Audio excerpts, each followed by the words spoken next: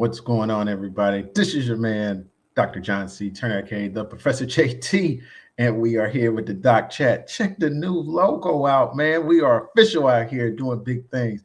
Nobody but the grace of God. We are excited so much to continue to help doctors in all facets.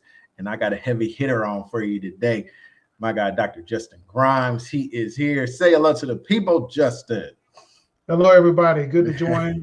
Glad folks are joining today's doc discussion. I'm looking forward to sharing more about my doc journey as well as the work that I do as a result of it.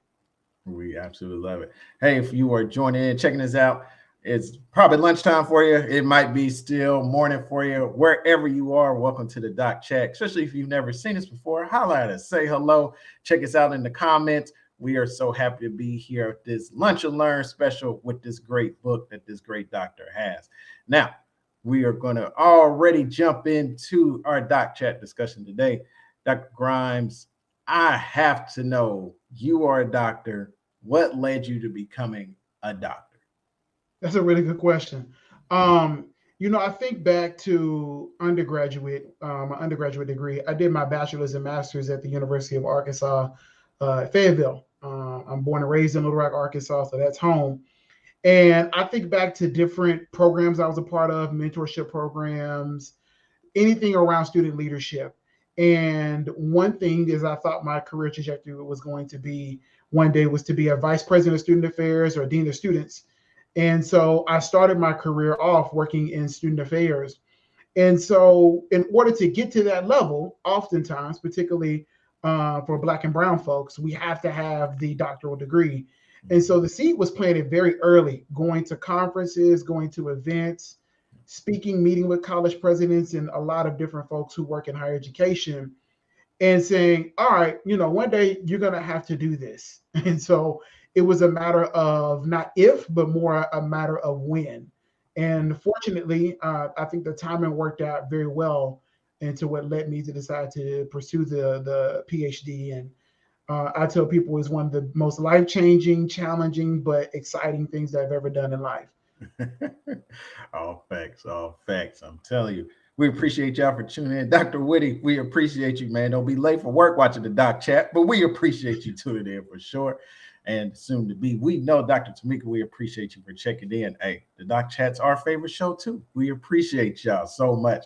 If you're checking us out, tune us in on this great Lunch and Learn special. Holler at us, let us know, as we got the great Dr. Justin Grimes here. And let me give you a little perspective about Dr. Justin Grimes, born and raised, as he said, Little Rock, Arkansas, educator, father, author.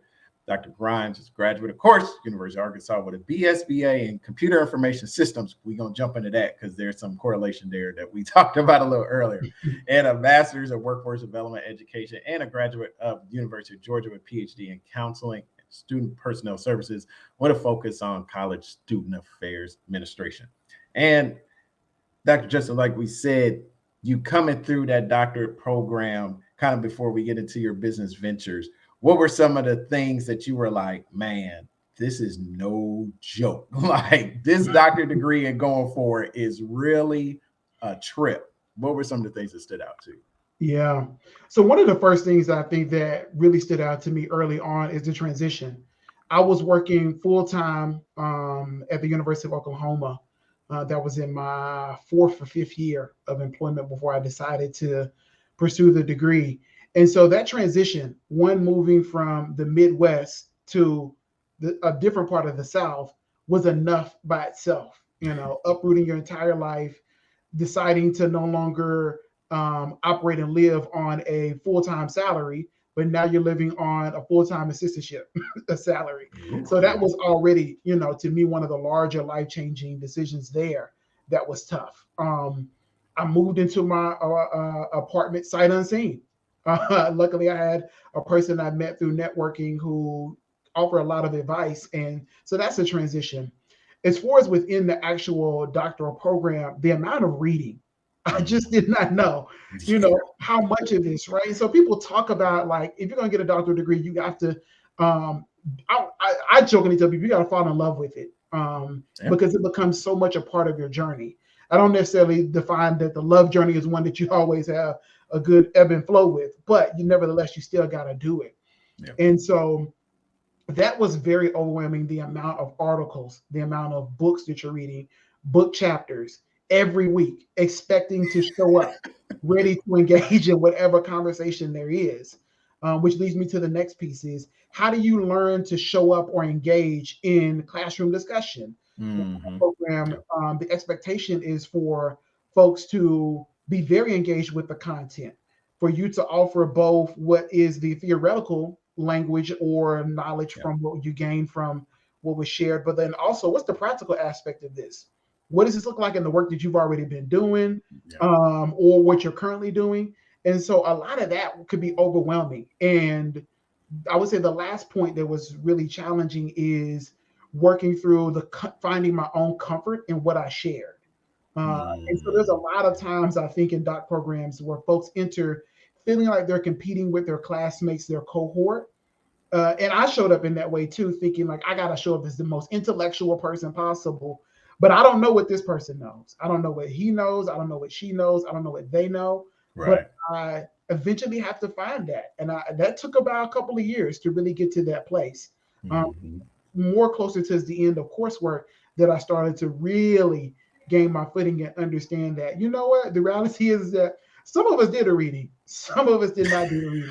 And some of us are really gifted in not doing the reading, but we Yeah. know up how to show up enough to pull points to engage in the conversation. So I Yeah. say that those are the really the three things that stood out to me very early on. I'm telling you, the frustration of being the person that did the reading for you not to even discuss what you read in class. Let me tell you something Yeah, that will, oh man, it'll upset you. So, yeah. or the individuals who you know didn't do the reading and they're just like, let me just get through this class. Maybe they won't call on me or something like that. Hmm. You know, it's interesting. It is, but you're right. The extreme reading, which is helpful, but you Hmm. got to pick and choose. You got to learn how to skim. I'll say that. You better Absolutely. learn how to skim. And pick, I tell people find your 3 to 5 bullet points. There you What are go. the 3 or 5 takeaways? Or let's say you've got 5 articles in a book chapter to read. Yeah. You might just be solid at 3 of those articles. And Yeah. that's, I think, good. I mean, the odds may be in your favor that they pull from that. I think about one of my classmates.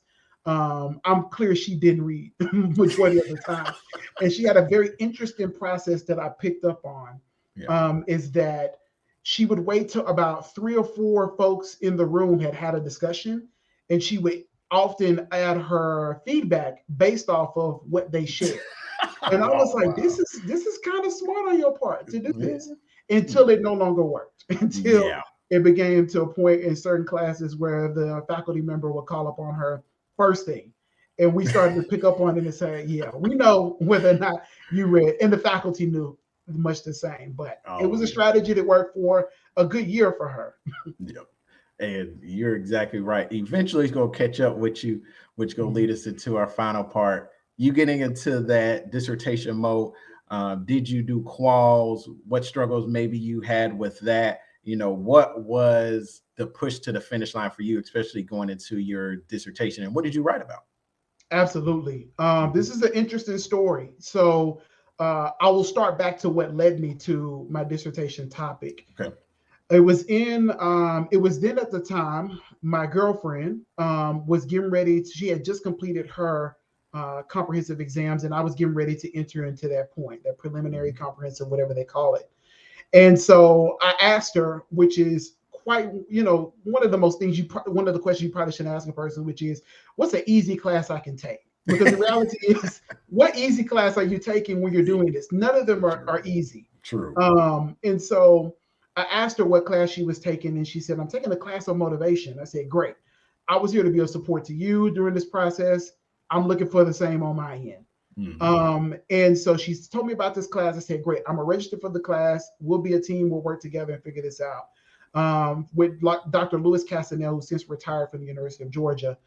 He was actually at one point he was the department head. I didn't know that when I signed up for the class. Wow. And he wound up being on my committee, which I could talk about. How do you create balance in the committee? Because I had two Ooh, um, yeah. assistant professors who weren't tenured at the time, and then here I have a former dean of the college. Hmm. So you talk about power dynamics. It was very Yeah. interesting to see that navigation.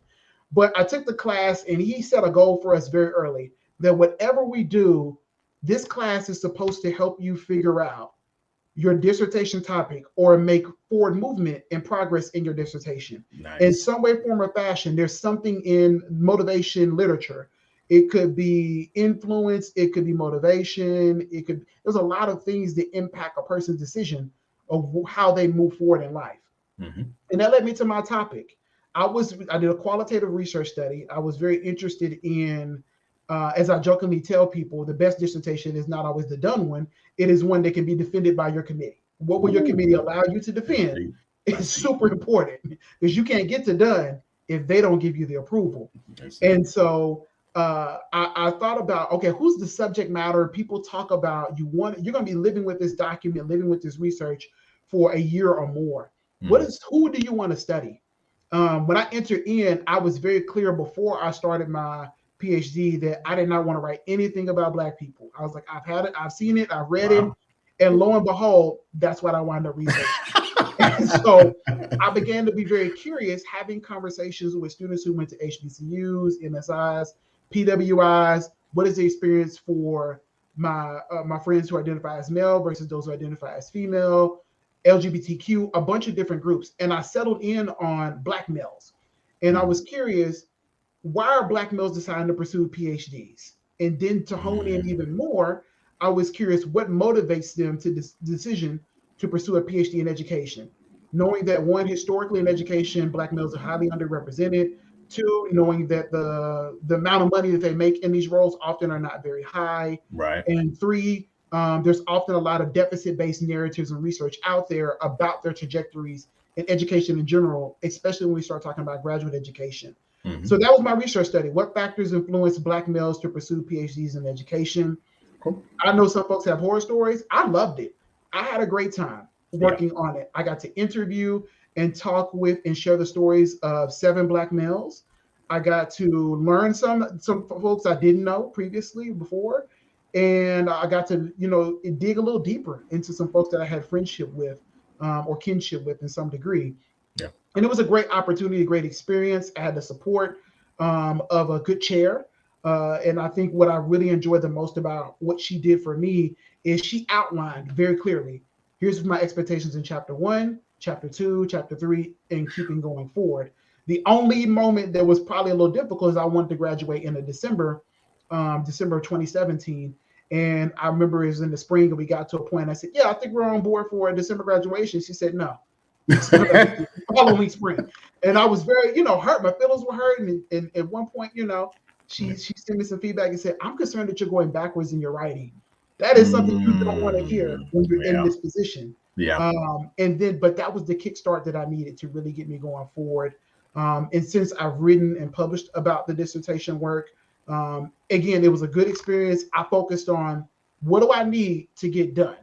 As long as I have clear outline expectations in terms of what this faculty member expects from me, what my committee expects from me, I can meet those expectations. I'm not trying to do life-changing work. I take heed to the advice of this is not your final writing. This is not often your best writing, but this is a process. Yes, and so I followed the process and it yielded a great outcome for me. But also during that journey, what was happening for me while I was working on a dissertation, before that, my then girlfriend I proposed to, and we were engaged. So during the phase of working on the dissertation, we were both dissertating. We were job searching. We had not gotten married yet. And so we were planning a wedding. So you're working on a dissertation, you're planning a wedding, and you're job searching at the same time. And I was very clear that I wanted to defend my dissertation before I got married. So I defended my dissertation February 2nd, 2018, got married the next week, still in Georgia, February 10th. And my wife defended March 23rd. So I don't advise people do this at the same time, but that's what was going on during the dissertation journey. Yeah. Unbelievable story. We appreciate it so much being shared. This is the Doc Chat. Dr. Justin Grimes talking about his great doctoral journey. Man, this dude was living the dream in what ways there was. Just absolutely incredible.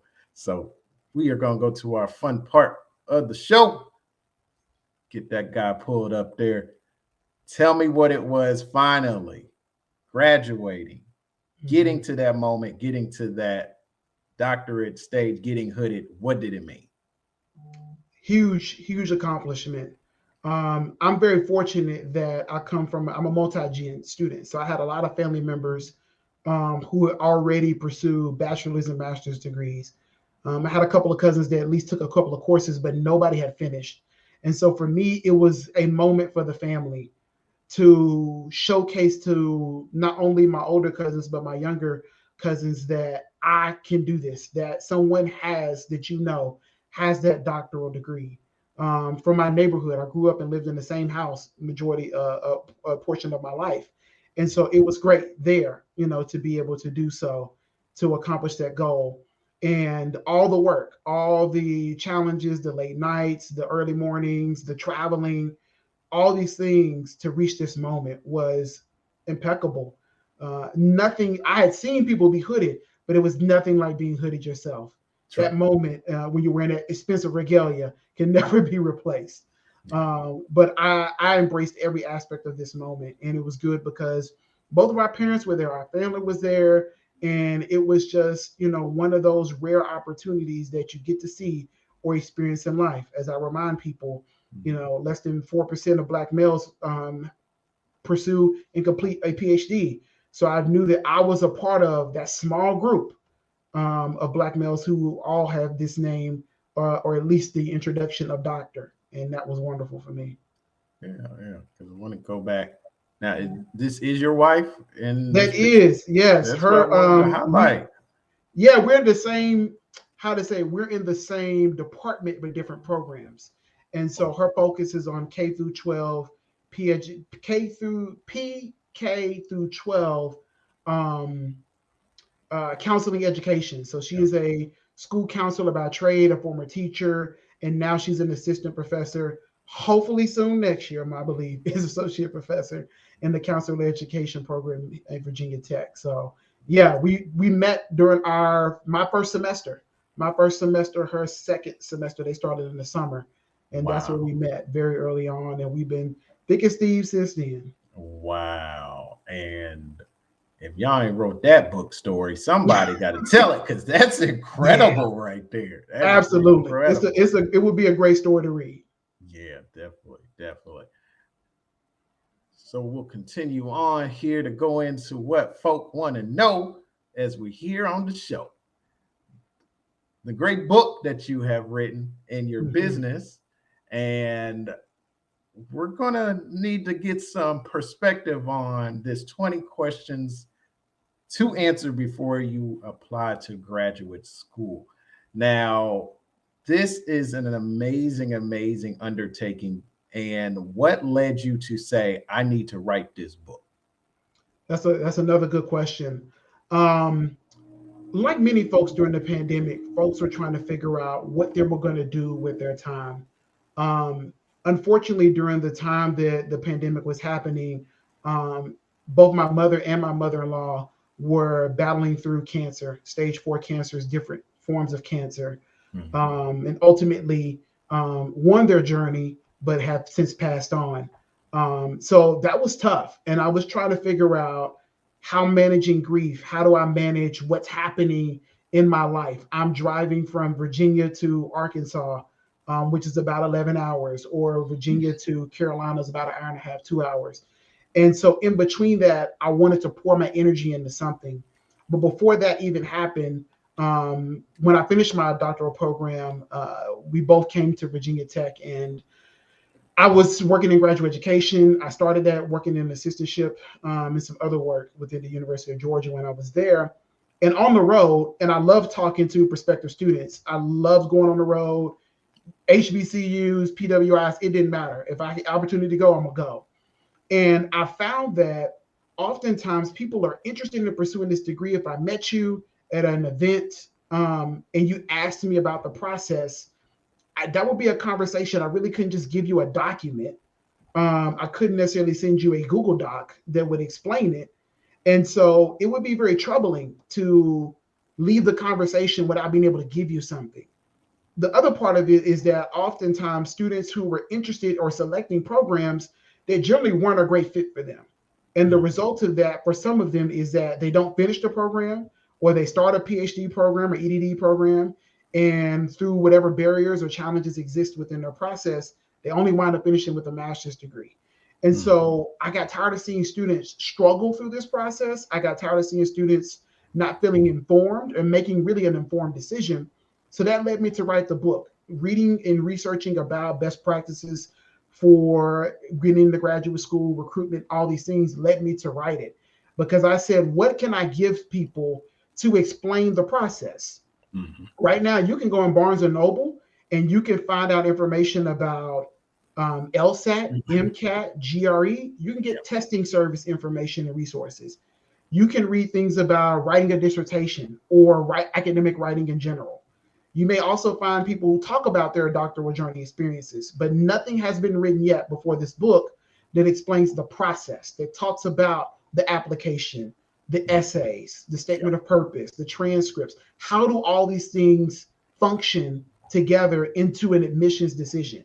And as when I talk to faculty, I do a workshop with faculty about recruitment, and I tell them that recruitment is not admissions. They're not the same thing. And so folks often kind of get those two or try to blend them together. But what I love about the things that I've created the book around was that these are questions I wish I had asked, questions I wish I had answered. I often tell students that a lot of times are the reasons why I feel like I got into my program. I did not have the good GRE score, the GPA. But what I do and often have always had is the gift of gab and the confidence to be able to reach out and talk to someone. And so I reached out and talked to a couple of faculty members. And even this, I covered this in the book about who you should meet with and why you should meet with these folks. And then I took got on the plane. Even when I got admitted to University of Georgia, they have a program called Acceptance Students Day. So I went there. I went in to ask, could I sit in the class? Can I meet with current students? Are there some alums I can have a conversation with? And I did that. And that confirmed my decision to go there. But going back, I wish I would have applied to more programs. I wish I would have really thought about the funding piece so that I wouldn't have taken out so much in student loans that I'm still paying for right now.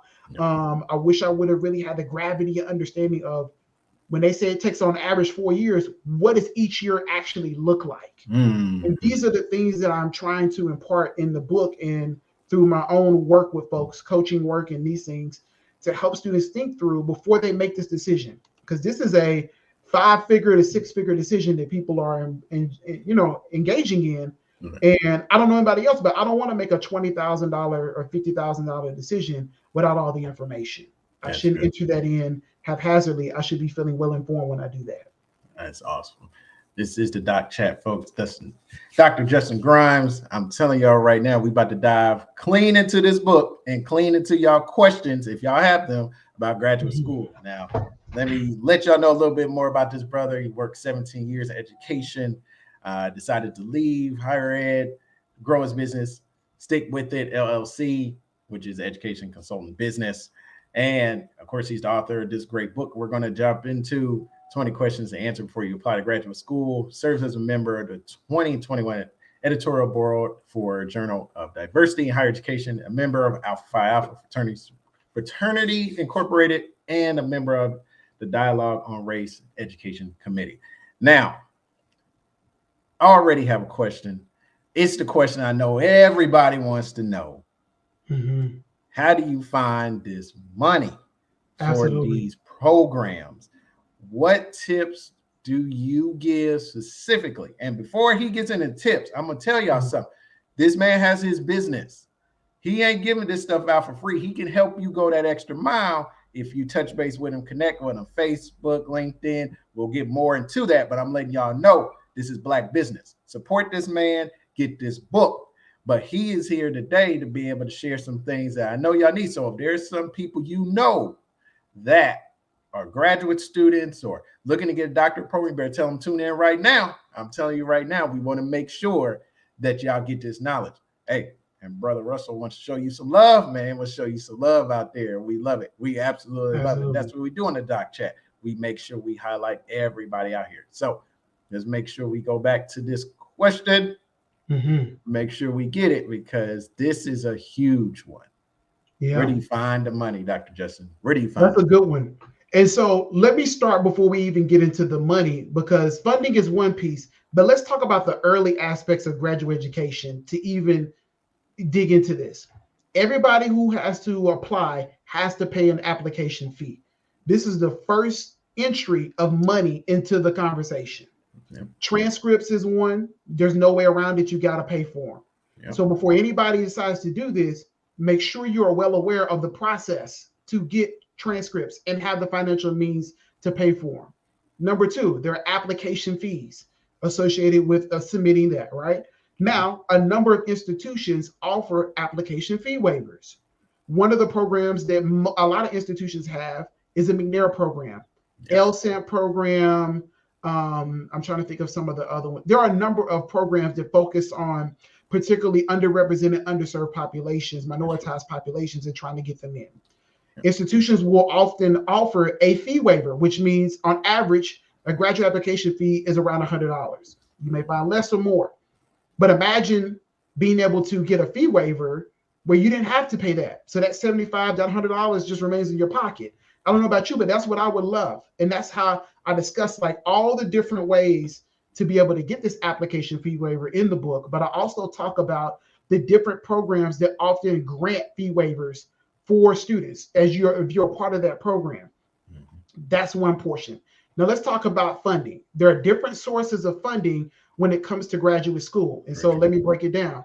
One is you have to fill you may or may not choose to fill out the FAFSA, right? We've been doing that since undergrad. Many of us know that process. Right. That is for student loans. The loans you get as an undergraduate are not the same that you get in grad school. It is called the Federal Grad Plus loan. It has a different interest rate. It has a different payback process, completely separate from what is some of the other ones you get from federal student aid. That is one. Often, a lot of students are choosing to take out student loans to be able to pay for these graduate degrees. Another source of funding could be tuition assistance programs, and there are a few different ones that exist. You may work for an employer that offers a tuition assistance program. You may work in a state that offers that for more education. That means that they're willing to pay a portion or a full tuition for whatever the means are on the structure. So I encourage you to talk to your employer or really dig deep into your state to see what are the tuition assistance programs that are granted for those who work or federally funded employees or federal government employees, teachers, people who may work in custodial services, city boards, whatever it is. I encourage you to look into that. Another form of tuition assistance program is or funding is assistantships. Graduate assistantships, typically what they are is it's a funding source for paid work. That's how I like to describe it. So you do work, we pay this. Now they're broken into many different types. There are teaching ones, which your primary responsibility is going to be teaching. There are research ones, which your primary responsibility is around research. And then there's just general graduate assistantships in a different number of departments. That's right. Now, what you may find is some will offer you a portion of your tuition paid, or they'll pay your full tuition. I was fortunate enough to get one that paid my entire full tuition. Wow. But I was in charge of paying my student fees. So that's what it is. But you have to work a minimum of 20 hours and you have to be enrolled at least full time. That may be a whole lot. Again, I'll talk about it in the book. I break it down about these different things.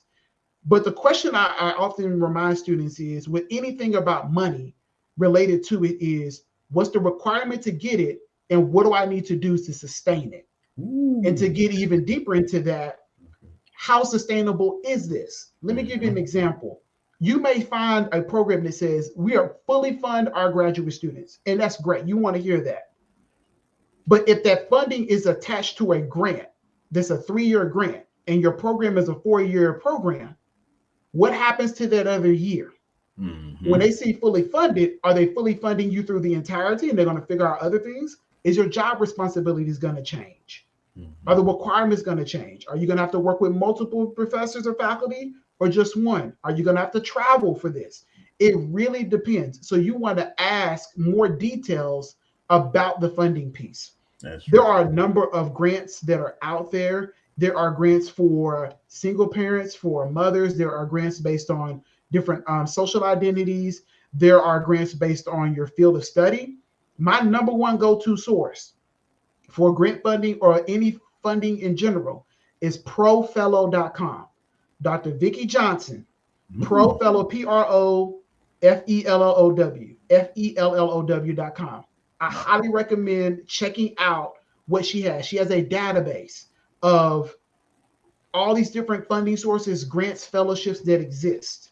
I tell people I talk to you about the process of funding and understanding it, but I am not the person to talk to help you go get that money, you know?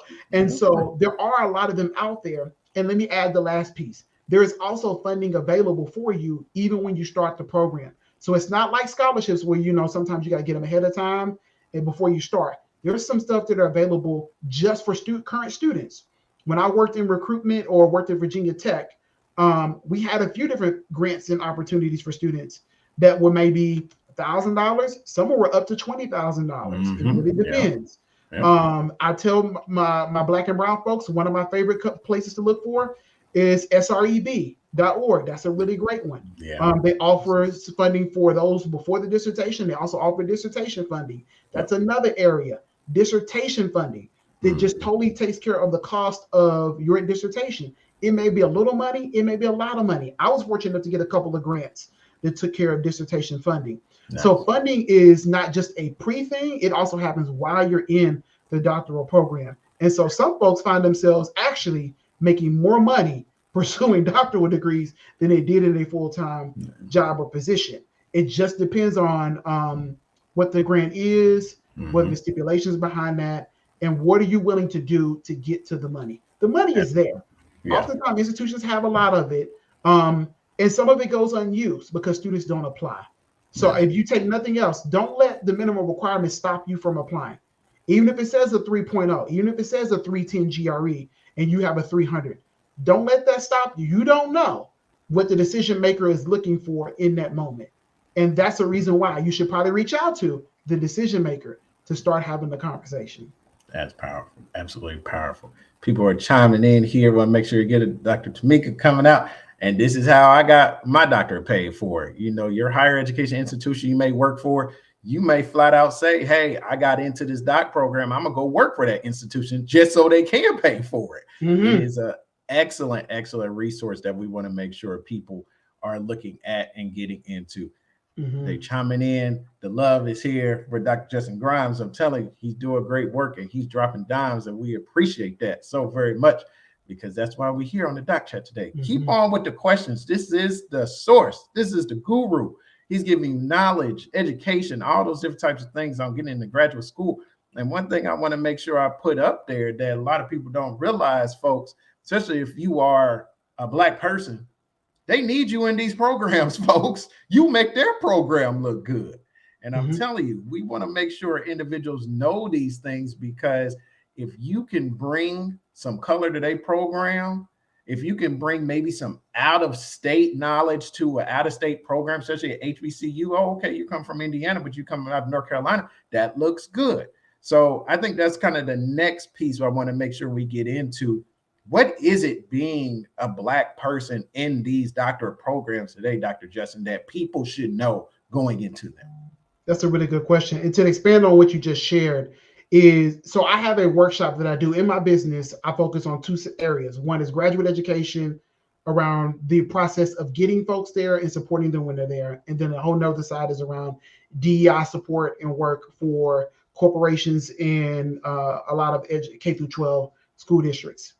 So what I have found right now in talking with recruiters, talking with faculty, department heads, provosts, I talk to a lot of those college presidents.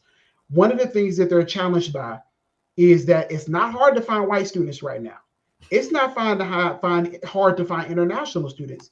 The most difficult group to find right now is domestic students to pursue graduate education.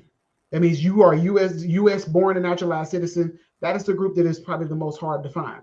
And if I break that down even further, the group that most people are trying to find is they may put it under the umbrella or URM, but the reality is often they're trying to find more Black and brown folks to pursue these degrees because our numbers are very low in terms of representation. Oftentimes in many of our programs, we are less than 10% of the makeup. If you go on the National Center for Education Statistics, you will see the data there that the number of people who are pursuing it are not super high. And that number has been pretty stagnant over the course of the last 10 to 15 years. So there is a unique opportunity to do it.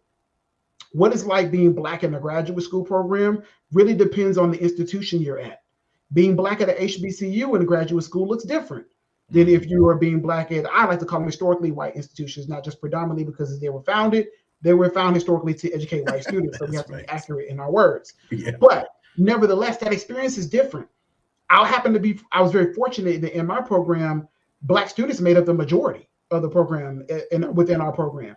And that's probably why I was ranked super high in terms of number of graduates from Black graduates in education at the University of Georgia. And so Black women actually made up the majority of the group too. And so I knew that going into it, that led me to decide to do that. One of the things, I'll get back to that, but as a caveat, if you're thinking about pursuing this and you're trying to figure out what institution does the best at graduating folks who look like me, Diverse Issues in Higher Education puts out every year a top 100 list. They put it down by top graduates of bachelor's, master's, doctoral degrees. You can even break it down by field of study. You can break it down by race and ethnicity. So go to their website, Diverse Issues in Higher Education, and they will give you this breakdown and who graduates the most in this area. Now, I can tell you overwhelmingly, our for-profit institution like the University of Phoenix is graduating by far the most number of people of any racial ethnic group in the United States. They're just graduating the most. Yeah, along with Walden University as well. Yeah. Absolutely. Walden, another great example. But being Black in graduate school encompasses a lot. You know, sometimes you are the only one, or you're having to be the educator for folks. Not because you want to be in that position, but because folks are oftentimes some folks, you're the first time they've ever met someone who looks like you. There is one thing about public perception. There's another thing to actually work with, be in class with, engage with a Black or brown person, an Asian person. It really is different. And so the state to me of Black education and Black students in graduate school is threefold. One is there's a sense of desperation to find you and get you, which positions you in a great place. That I tell people right now is an excellent time to be Black and brown and try to go, because folks are vying for you. And I remind people that you don't have to choose the first place. You have options. There are several institutions, over 1,000 institutions in the United States alone that offer graduate degrees. So you don't have to just pick this one, okay? The second thing is that it really depends on being Black in school, in education right now. Graduate education looks different for those folks to the point below. Those of us who are in the STEM fields and those who are in the social sciences, those who are in the arts, it looks different. Often in our STEM folks, we're seeing folks of lower representation. There's a different expectation around these students. So a lot of students are feeling a lot of imposter syndrome. They're feeling an extreme amount of pressure. They're battling and navigating racism. They're battling other forms of discrimination. They also have family lives. As I tell folks, you know, when I do work with faculty around recruitment, I often tell them students are oftentimes Black and brown folks are not leaving beyond a 4-hour radius. For most of us, we're going to stay close to our communities. We want to be in places where there is community. So that's another thing for a lot of folks, is trying to find places where they can find good community. Where can I get my hair done? Where can I get a haircut? Where can I find a Black church or any form of engagement there? Do we have Greek organizations? Do we have social organizations around my things that I'm most interested in? So that's another part of it. And then the last part I would say about it is that it's figuring out, how do you thrive in that environment? And so a lot of people sometimes enter in programs without fully aware of what do they need to be successful in the environment. Are there things academically you need? But more importantly, what are the things outside of that you need to be successful? So when I talk to faculty in particular, I ask them this question: beyond the scores, beyond the GPAs, I often recommend to them to do your admissions work based on the skill sets. What skills do a person need to be successful in this program, in this field? Because we have seen that these test scores have a lot of bias in them. And we know a number of folks don't finish these degrees. And so if test scores is the measure for success and we see a number of people not finishing them, is that really the best measure to determine ability and completion? I don't know. I would make an argument that we shouldn't necessarily be looking at these, which is why we've seen a lot more GRE optional. And I said that was my last point, but let me add one more. Right now is also a good time for a lot of Black students because there are a lot of folks that are test optional. That wasn't in the past. And so because we're test optional, meaning they're not requiring the GMAT, LSAT, well, not LSAT, but GMAT, GRE, that expands the reach and opportunity for a lot of people who, one, save the $220. I don't know if folks have seen this, but starting, I think it's September, the GRE exam is going to be cut in half, but the cost wasn't. So you're still going to pay $220. Yeah. So that's the financial savings there. Number two, it creates a more equitable opportunity for you to gain access to graduate education. So I think right now is a great time to be pursuing this degree. Absolutely epic. Epic. Here with my guy, Dr. Justin Grimes. He's dropping these dimes right now, talking about graduate school. And I know a lot of y'all need it. And we appreciate him for coming on and doing that because I'm telling you right now, when you get into this game, too many people celebrate getting in, but they're not having the same celebrations coming out. And we want to make sure we help out with that. And that is what he's doing today. So we appreciate it. We appreciate it so much. Let me see if I can get something pulled up here. Let's make sure we got something. Like I said, we appreciate the comments, everybody chiming in. We just want to make sure we highlight where we can find them. So tell us about the website, a little bit about your book, a little more of the business, everything that you're doing.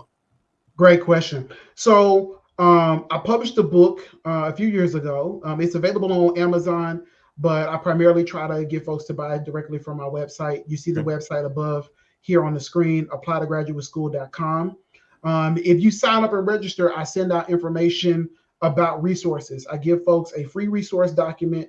It's more of a tracker so you can really track the programs, but begins to get you to think about the types of questions you should ask related to that.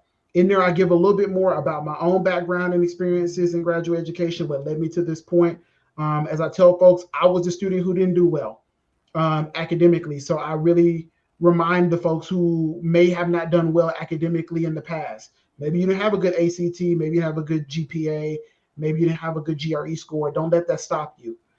So that is one aspect of what's on the website and the service. Another service outside of speaking engagements. So I have a speech that I do. Oftentimes universities or different organizations invite me in to talk. And one of them is called From 16 ACT to PhD, Strategies for Success. And so what that is about is when I took the ACT, my lowest score was a 16. My reading score was a 14. And so how did I go from a 14 reading score? Remember the very beginning of this conversation, I talked about how much reading is, you have to fall in love with it. So a person who started with a 14 ACT reading score to now having their own book and working on more things is a phenomenal story to hear. The other aspect of what I also offer is coaching services. And so I know people may need some more intentional support. They want a structure. They want to be able to go through a timeline and someone who gives them assignments and gives them things to consider and think about as they go along this. So I just launched yesterday my 6-week Apply to Graduate School coaching program. So at the end of 6 weeks, you will be ready and prepared to hit submit on that application. You will have identified the graduate program that meets your needs. We're going to talk about funding. We're going to talk about any imposter syndrome. I'm going to give you direct feedback on, your statement of purpose, your essays. I am here with you through the entirety of this 6 weeks so that you get intentional support. And to add to my story, I've been on both sides. So I've been in the recruitment side. I've also been on the admissions committee for a program. So I've been the one reviewing applications, reviewing things, and sitting with folks who are having to make a decision about how or if they will admit the student and what the funding looks like. So I know both sides of it. Again, I'm married to a faculty member, so I have these conversations all the time about recruitment and best practice. So I know what the faculty and departments are looking for, and that's what I'm here to do, is to help folks do that. And you can buy a copy of the book on the website. Soon I'll be having some more upcoming events. I'm getting ready to launch a conversation with K through 12 educators who have decided to go back and get graduate degrees. I'm very curious for them why. And I want to make sure that we highlight our K through 12 educators in the work that they do, but more importantly, to show that getting a graduate education has value for their long-term success. So that's more information about the website. And again, I try to share information and resources to people a lot so that they have what they need, but more importantly, make an informed decision. That's epic. That's epic. And we getting love, of course. We appreciate you, Dr. Rise. Hey, he is on fire. We gonna protect him. I'm telling you. We gonna make sure he gets the love he deserves. That's why we're here on the Doc Chat today, showing him that love. And as I always do when I bring on great authors, I am going to buy, I'm gonna say probably about $100 worth of books. So that's about 4 or 5 books. I'm going to do that on behalf of Dr. Justin Grimes, and you can give those books to whoever you want. If y'all want one, may want to touch base with Dr. Grimes, because hey, I'm buying. I want to make sure this book get in some people's hands, because I am so happy to see the work he is doing. It's incredible, because these efforts are needed. And as you stated before, they're really not there. They're not there. So kind of as we go to our wrap up, before we ask kind of where people, of course, can find you again, what are some final tips you would give individuals looking to go to graduate school that you're saying, if somebody's looking right now or somebody's going to come back and watch this, this is what I definitely want them to know? Yeah. First thing is, I want to get you with some data. It's not always the most exciting data, but it is factual information. Oftentimes, Black and brown folks, particularly Black folks, have the highest debt when it comes to graduate education. We take out the most in student loans. So that's why funding is an important conversation. And I want you to really think about the cost of this degree. So in my book, I have a formula that I want you to look up. Basically, the formula goes through figuring out the total cost, tuition, fees, other essential items. That's an important thing to think about, is what is the financial cost? The other part of cost is, what is the cost to you socially? What is the cost to your family to do this? When you do these degrees, oftentimes folks around you don't have it, so they can't explain or understand what it's like. So what sacrifices will have to be made? It's important to think about those things. There's some events you're going to have to say no to. There's some family members you're going to have to say no to. There are some friendships that may end. Things will change in your life as a result of getting this. You are going to go through a life-changing experience that will hopefully shift your way of thinking about things. And that may result in some relationships shifting for you. And that's okay. Another piece of data that I want to remind folks is that 20.8%, this is from the Council of Graduate Schools fall 2019 study, no, fall 2020 study. 20.8% of applicants are accepted into doctoral programs. 53.6%, 53 point, somewhere around 53% of master's applicants are accepted. Again, 20.8 of doctoral, 53% of masters. That means that number is not high. That means there are over 4 billion applications submitted yearly in the United States. Wow. That means more people are not accepted into these programs than those who do receive admissions.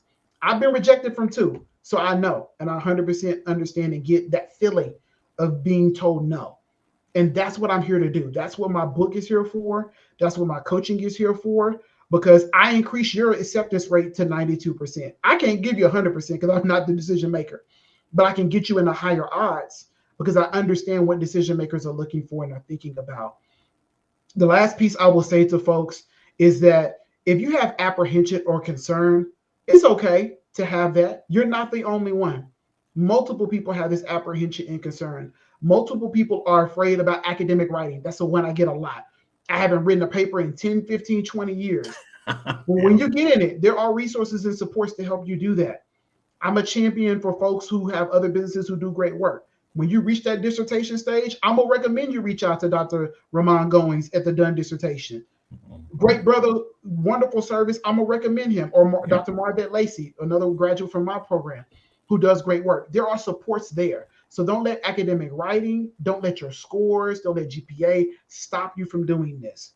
Get the book, follow the process, have conversations with people. Again, this is often a 5-figure plus decision. I don't know about you, but I don't go buy a car randomly. I don't decide to pursue buying a house randomly. So I don't want you to think about pursuing graduate education in just such a quick standard because I got to hurry up and get this. There are supports for you, especially for my folks who were like me, who worked full time and then decided to go back.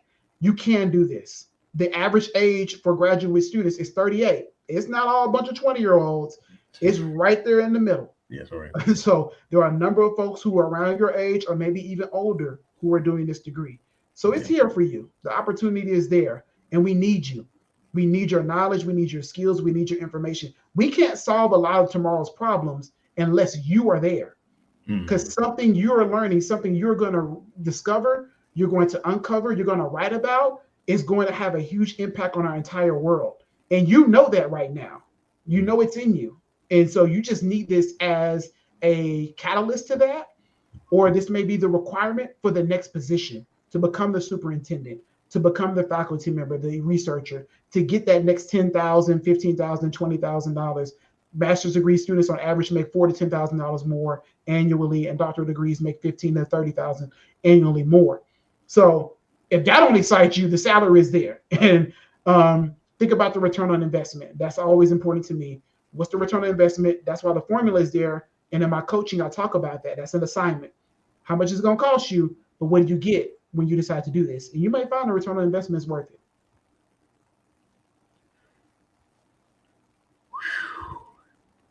I just bought my books, so that's why I'm sitting here looking. I'm like, look, I just got me some. I bought me 4.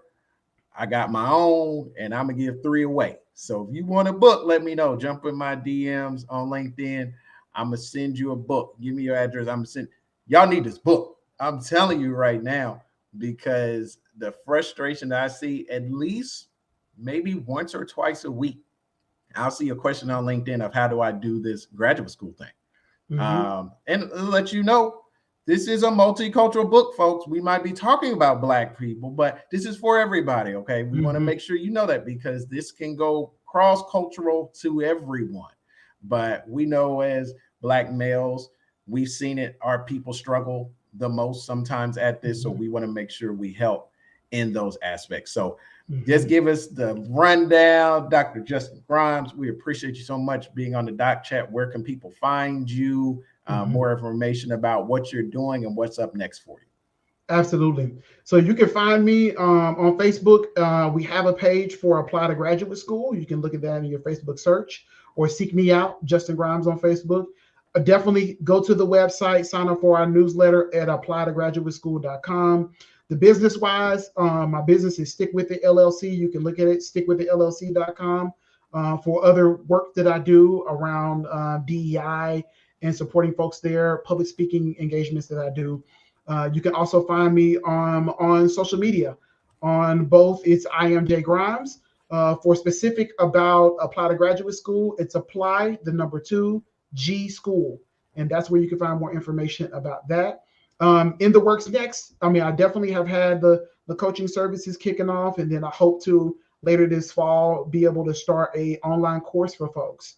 And I'm also doing more speaking engagements and talking to people. I'm actually working on a book more focused on DEI with a wonderful friend of mine who we sat next to each other when we were doing our assistantships. And so we're working a book around DEI success, and we're looking forward to that release and coming out.